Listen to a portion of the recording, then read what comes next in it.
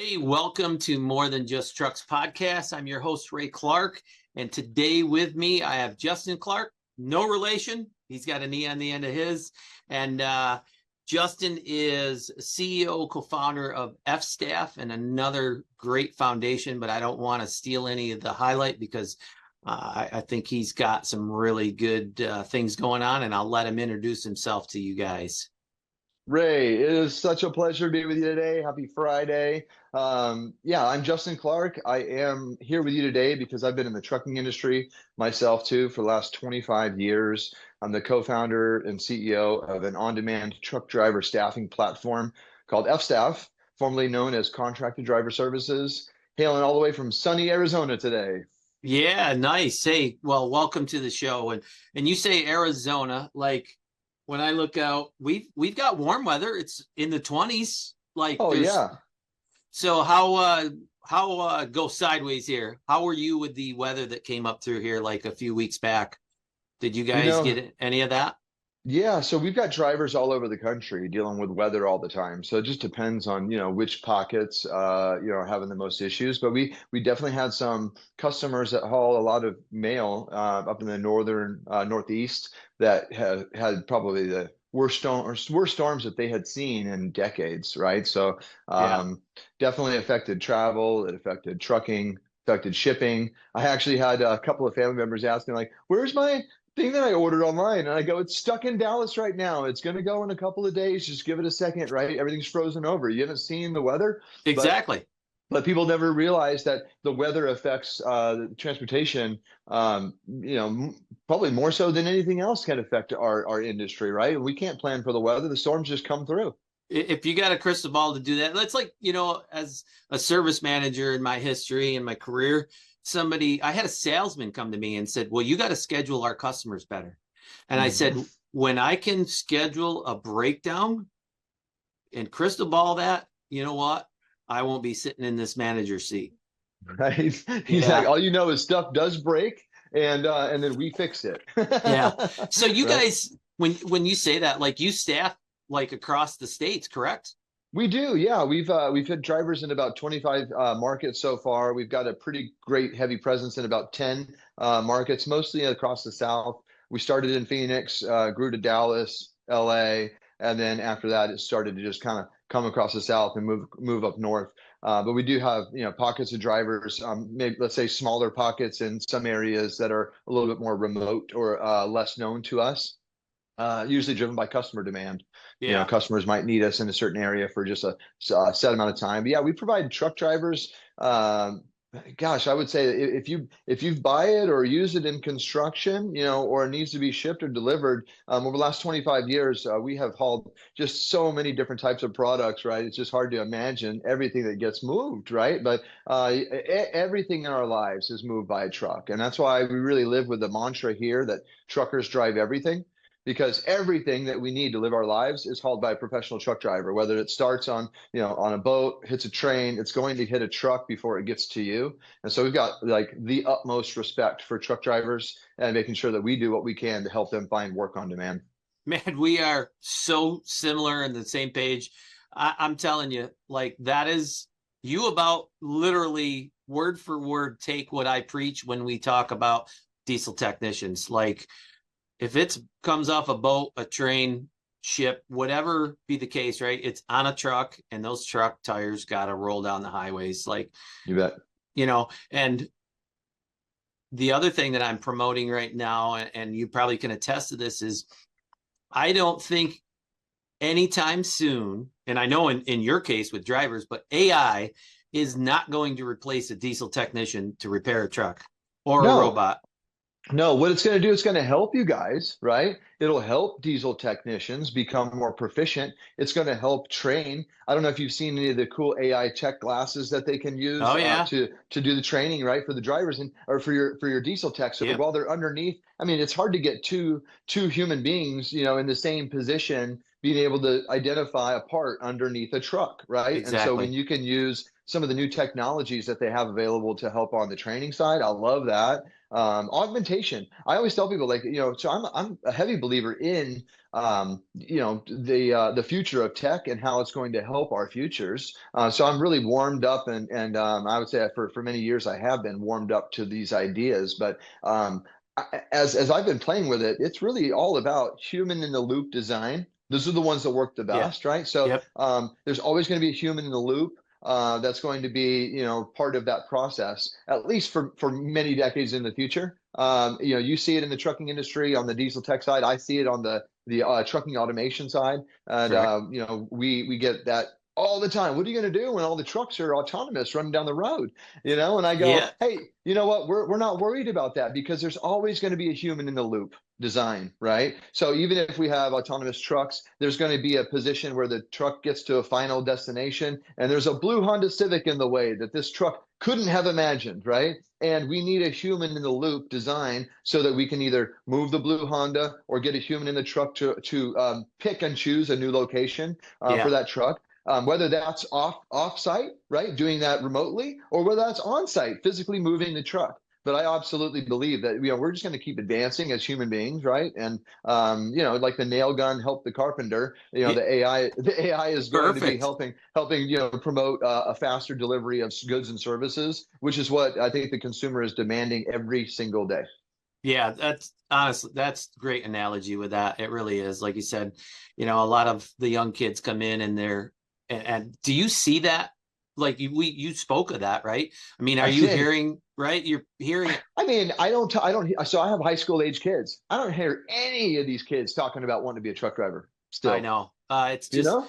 yeah. Doesn't And happen. And I it's not talked about, I like you said, when started. when the kids feel like the trucks are going to be accommodating the lifestyles that they want, and maybe it's the gamers of the future really are the ones that I'm looking for, because they need to be able to be trained, obviously, to stay focused on the road. But there's a lot more things that they're going to need to pay attention to in digital displays and gauges and other things, right? And so while we think of a truck driver, just driving down the road, right? We want our drivers knowing, hey, what's the temperature of the trailer right now? What do the brakes look like? Is there any mechanical issues that we need to be worried about while we're going down the road? Any preventative care, preventative maintenance, any of that stuff that we can deliver to the driver in the truck, so that we can have a safe delivery, right? Yep. Like all of Yep. us want in the end.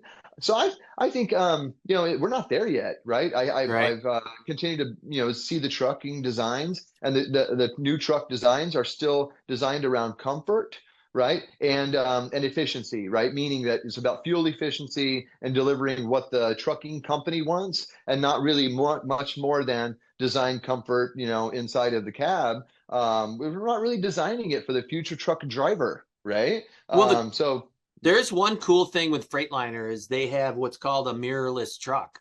And yes. I know I'm sure several OEMs out there going with that, but camera systems, OEMs doing the mirrorless, kind Hmm. of, and Absolutely. you have been in business just a few slim years, right? I mean, Just a couple, 25 years old now, right? 25 Yeah. years. Hmm. Congratulations to that, Thank right? you. Thank Yeah, you. I mean, you take day one, week one, month one, year one, 25 years later, man, what have been the challenges over the years? Because I know we talk in the diesel world right now with technicians, and they're the lack of. I've heard the Hmm. same thing for drivers. Is it still prevalent that you're struggling to fill those seats? Everybody's going to continue to struggle to fill human seats, right? I think that's going to continue to be an issue, because candidates always have this idea lately that the grass is always greener and there's some other better place for them. So you really don't see the dedicated 25-year veterans anymore that are going to stick to something for that long, right, and really make a career out of it. They make a career out of a driver position, right, and that's what Yep. they see their career as. And you don't see these old yellow drivers that have been here for 30 years, right, Right. anymore. It just Right. doesn't happen as much. So I think, we need to adapt to the future. As industry veterans, we can't be stuck in the mud and saying, God, it was way better before, right? I think that there's so many things that are much better today than they were before. I mean, Right. we were on paper dispatch sheets, right? I mean, everything was, hand delivered and really hard to manage because of the lack of detail and data and all that stuff, right? Now we live in a world of data, right? Like Yeah, we digital struggle to world. leverage. Yeah, we struggle to leverage all of our data is our problem. It's like we have so much data we don't know what to do with, and we have a hard time putting it all together, Yep. But I think that, again, yeah, getting back to the question of, let's say truck driver shortage and or, issues of filling these roles. I think that, yeah, I think we're going to continue to adapt, and you're going to see more workers interested in on-demand work. That's really kind of how we've pushed our future into an ecosystem allowing for workers to pick and choose the work that they want when they want to work. They're given more of that opportunity to act like a small entrepreneur, Right. right? They can, kind of deliver for their family the amount of income that they want when they want, but they have the freedom to move with their family if they want to. We've got drivers that work in, let's say they work in Chicago area in the summertime because they've got family and they got, work up there, and they've got another place in Phoenix. They come down in the winter and they drive down here in the winter, so you've Yeah. even got some old school guys, and I'm talking about like, 65, 75-year-old drivers that are adapting to that kind of future, right? So I think that as the world changes, we keep changing with it, Yeah. and we worked from, the last 25 years from a place of 100% um, analog model on paper, right? Everything was Right. on paper. Truck driver applications were on paper. Our invoices to customers on paper. Timesheets every week were on paper. Matter of fact, triplicate copies of timesheets on paper. I had Yeah. paper flying everywhere. I had to create all these different processes and storage facilities to be able to just manage our paper. So we were probably one of the first to move towards a digital environment. One Nice. of the first early adopters of an applicant tracking system, so that we didn't have to have drivers go through handwritten, hand cramping Right. environment of writing the application. So we've seen a lot of change, and I think we're probably ready to start over the next 2 decades. See the biggest change that I mean, AI is going to Yeah. absolutely be a game changer in so many ways, and it's also going to be very disruptive in a lot of ways, which I get excited about because I am a disruptor, right? So I like when things are disruptive. I think that there's a lot of opportunity when there's a lot of disruption. For others, though, disruption can mean anxiety, fear, scarcity, limitations, worry, and that adds stress to the family dynamic, and that adds stress to Yeah. the community dynamic, and all of it downstream, right? So I think that the more we can be talking about this adaptation and how we can help individuals, really work through the changes of the future, so that they can get to that next advancement in 20 years future. It's going to be like we went through, in the late 90s into the digital age, right? Right. We're going to now be Right. going into the artificial intelligence age, which we haven't even, really crossed the surface of yet. It's just barely, coming into the world of consummation, where we can actually use the tool. We know, it's fast, it's easy, because as human beings, we're pretty, I don't know, we quit pretty fast, right? So if it's Right. not fast Yeah. and easy, we're not going to do Yep. it. So Yep. yeah, that's what's going on. But it's, 25 years in, I wanted to just kind of recognize a couple of highlights for us. First of all, it's Wear Red Day today, and that always reminds me of our affiliation with a group called Women in Trucking. Yes. So if anybody's affiliated with Ellen's group, Women in Trucking, what a great foundation that they provide, support for women drivers up and coming, and drivers in need. So today's the National Wear Red Day, and I'm thinking about all the women that we have. And actually, as a company, we've seen a single and double digit increase year over year of women drivers that work for us than when we started 25 years ago. So there are absolutely more women coming into the industry than I've ever seen. And Yes. based on our stats so far, they make fantastic truck drivers, and maybe even safer than the men on the road, right? I, So I excited to see that. yeah. Mm-hmm. Nice.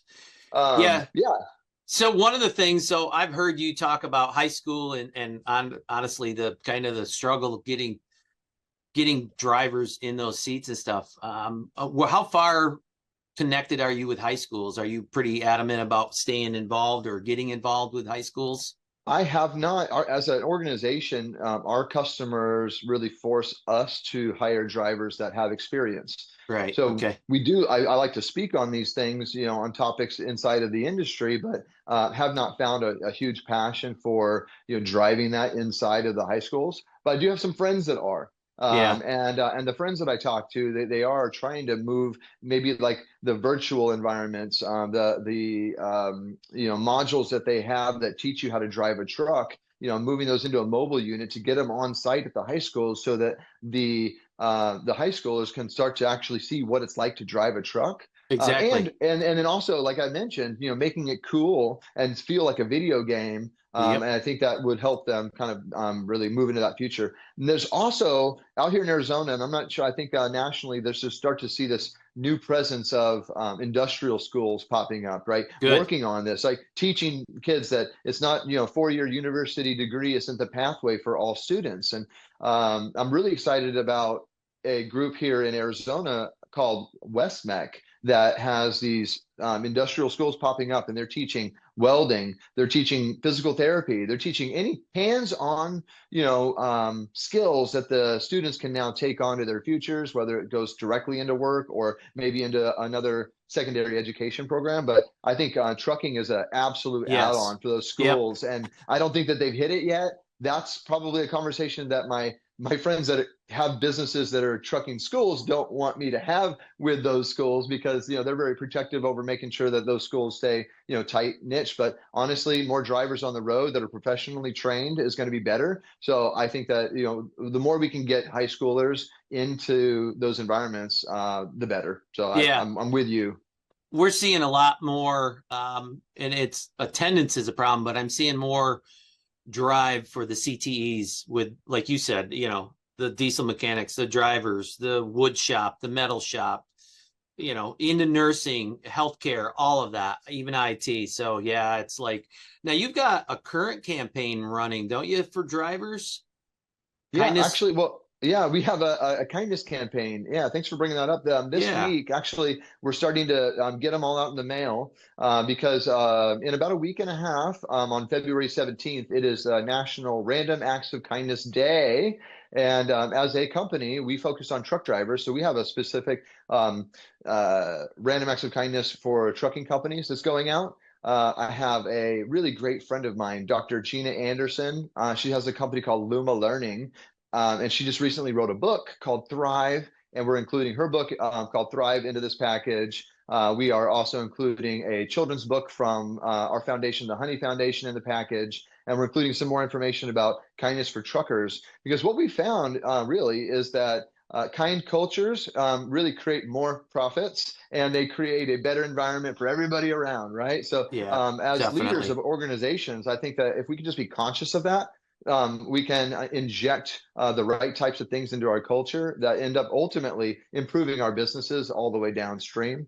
Yeah, it's a great week to focus on kindness. And if anybody wants to learn more about that, they can go to beekindtoday.org and get some information about random acts of kindness and getting education for your corporation or your schools in your communities. Because we do believe that teaching kindness is something that never really ages out. We can work on kindness education blocks for corporations with adults of all ages. And we also have education that goes all the way down to the earliest learners with our children's books that start off, really like the first readers, so they can start getting kindness into their brain out the gate. I was going to say, let's be honest, right? Kindness can be at any age, right? Yeah, I mean, from an infant up through to adulthood for sure. Perfect segue. Tell the listeners about your foundation and kind of how that started and where you're at today with it. Because honestly, man, same thing, right? So kind of the pay it forward kindness acts and stuff. Even myself,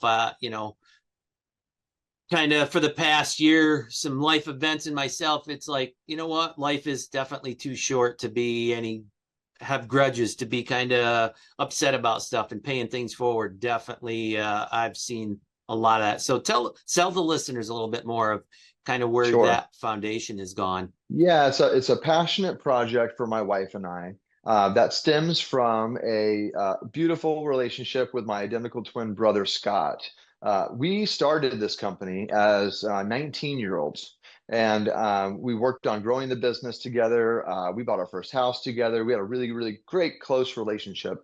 And sadly, Scott passed away in 2011 and really kind of left us with a voice of kindness. So I'll tell you the story of kind of how we ended up getting to his passion for kindness. So about a month prior to his passing, my mom went to Starbucks and she went to get a coffee, I think a chai latte. And when she went to pay for it, the barista said, thanks, but your coffee's already paid for, and then handed her a red rose. And she was like, wow, this is amazing. And so while she's beaming, waiting for her coffee to get made, she goes, asks the person that's making the drink, she says, I've never had something like this happen to me. She goes, do you know who did this? And they go, yeah, it's a guy in the community. He comes in here quite a bit. His name's Scott Clarke. And she says, that's my son. And so she's getting this random act of kindness coming from her own son, and then she's calling Scott saying thank you. Oh my gosh, this is an amazing experience. And then she's calling me, telling me about this experience, and then I'm calling Scott, telling him, "Way to make me look like son of the year, right?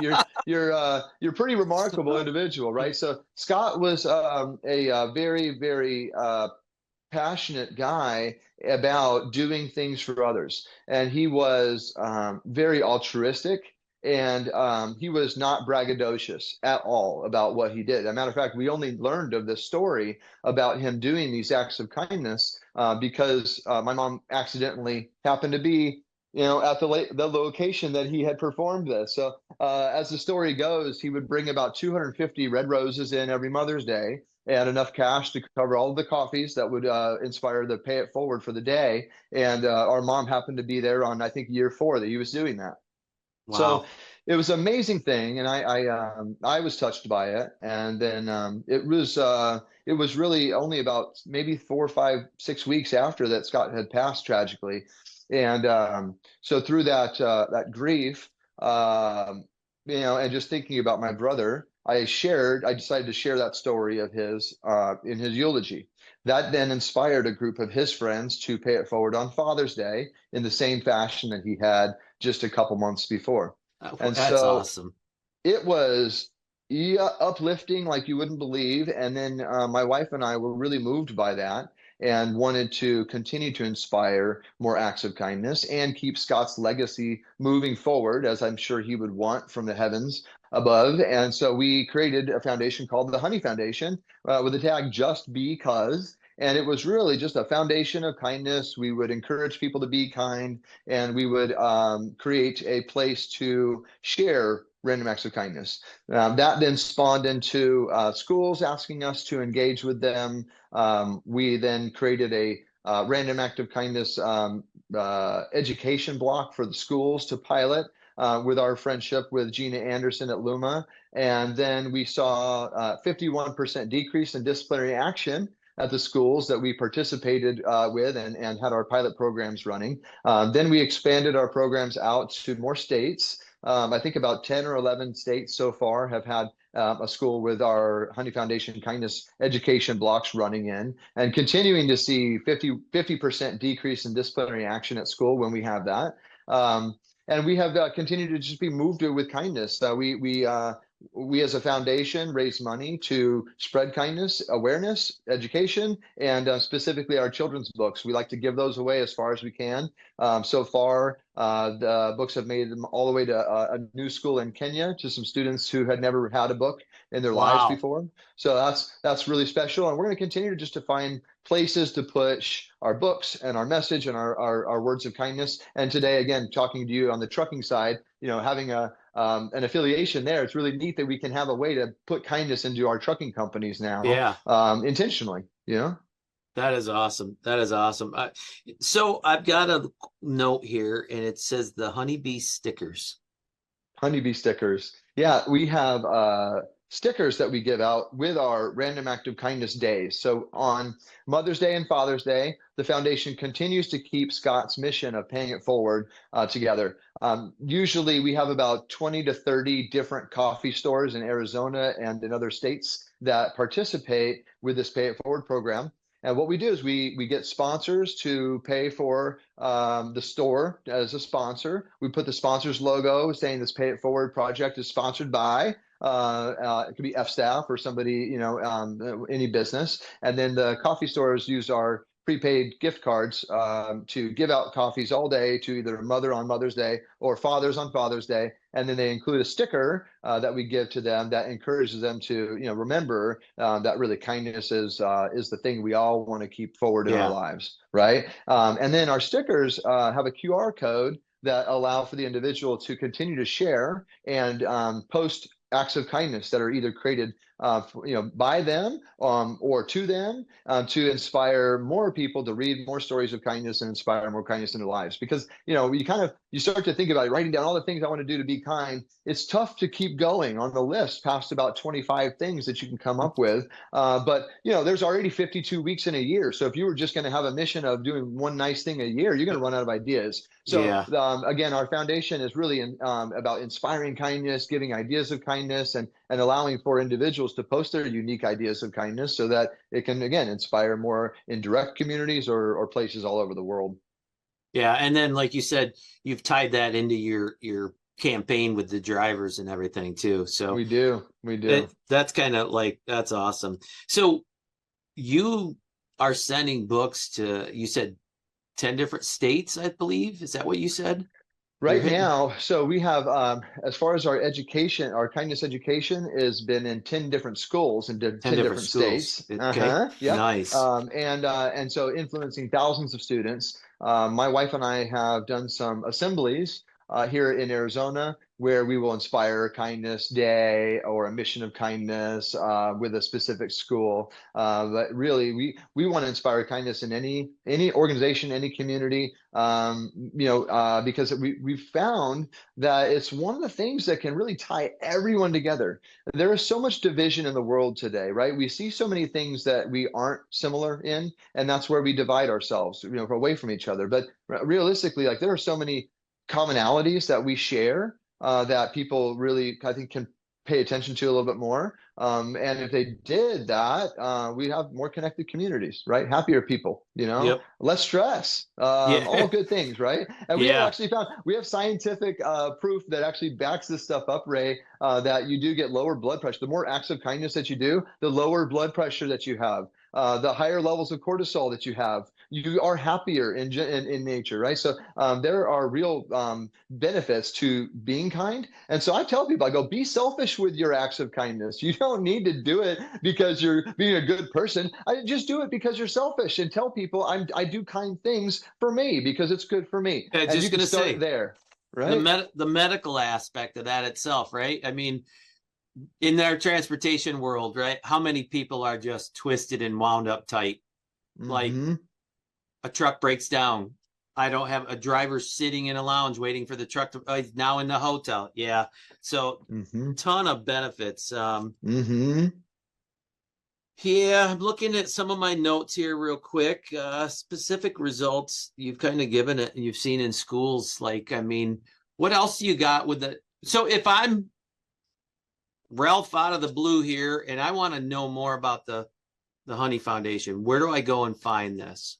You bet. Yeah. So we've got two websites, both go to the same place, but bekindtoday.org or honeyfoundation.org. And if you do a search on our site for Kindness for Truckers, you can find some information about the Kindness for Truckers block that's available. And we can kind of get you the information to get it inside of your organization.